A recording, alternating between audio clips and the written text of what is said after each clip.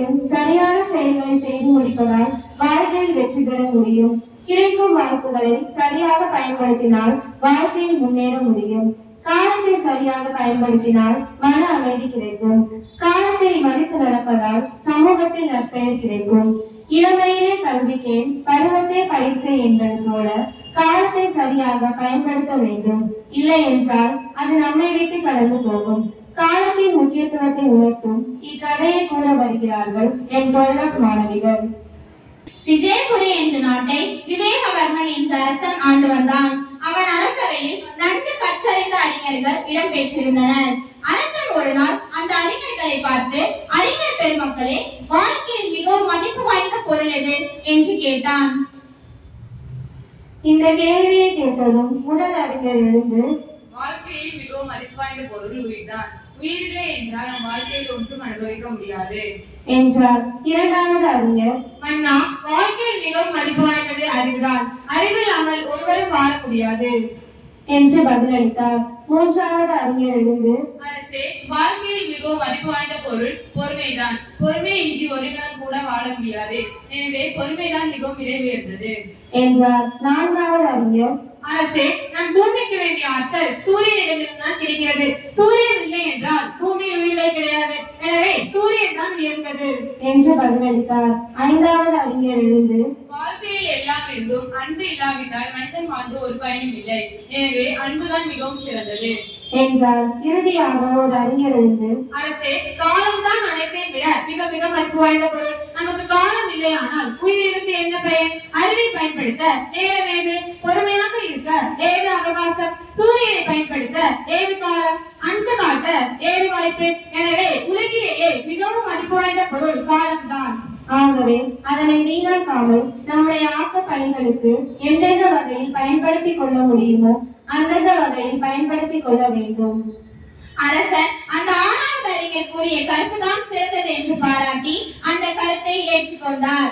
காலத்தின் அருமையை குறித்து மிகவும் அழகாக விளக்கிய அந்த ஆறாவது அறிஞருக்கு அவர் மனம் விரும்பும் வகையில் எண்ணற்ற பரிசுகளை கொடுத்து பாராட்டினார். அது மட்டுமல்ல, அவரை தனது அமைச்சராக நியமித்து கௌரவப்படுத்தினார். மற்ற ஐந்து அறிஞர்களும் அரசரின் செயலை பாராட்டினர். காலம் என்பது விலை மதிக்க முடியாத பொருள். காலத்தை தவறவிட்டவர்கள் வாழ்க்கையில் முன்னேற முடியாது. எனவே இளமையிலே நன்கு கற்க வேண்டும். நன்றி.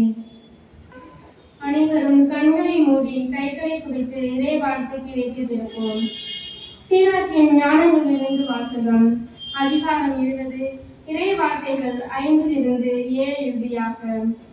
அமைதி காப்போர் ஞானியராக எண்ணப்படுகின்றனர். வாயாடிகள் வெறுப்புக்கு ஆளாகின்றனர். எதை பேசுவது என தெரியாமல் அமைதியாய் இருப்போரும் உண்டு. எப்போது பேசுவது என தெரிந்தவராய் அமைதி காப்போரும் உண்டு. ஞானியர் தக்க நேரம் வருவதை அமைதி காப்பர். வீண் பெருமை பேசும் மூடர் சரியான நேரத்தை தவற விடுவர். ஆண்டவரின் அருள்வாக்கு. இறைவனுக்கு நன்றி. ஜெபம். அன்பின் பரலோக பிதாவே, உம்மை போற்றுகிறோம், புகழுகிறோம்.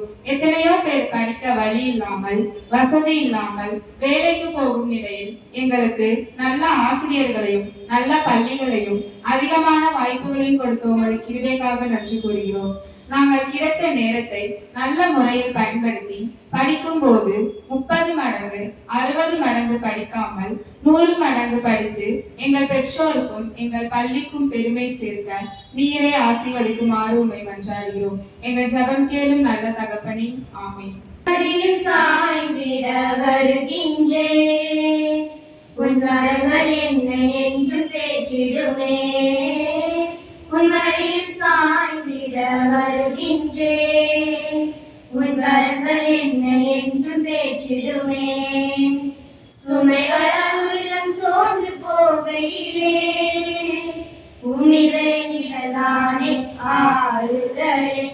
என்னை புரிந்து கொண்ட கடவுள் நீரே, என்னை தாங்குகின்ற தந்தை நீரே.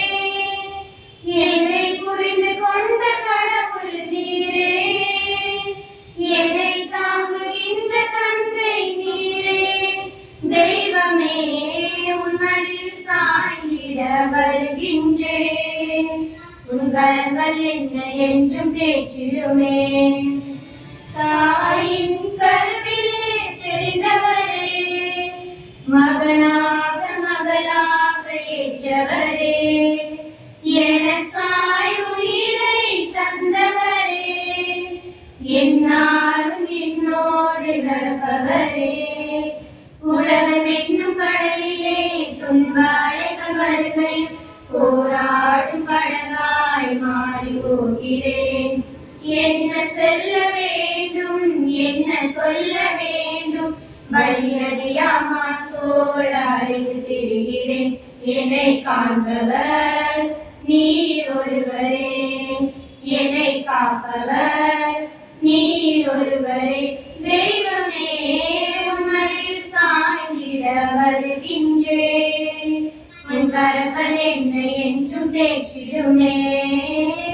உன்மடியில் சாய்ந்திட வருகின்றேன். உன் கரங்கள் என்னை என்றும் தேற்றிடுமே.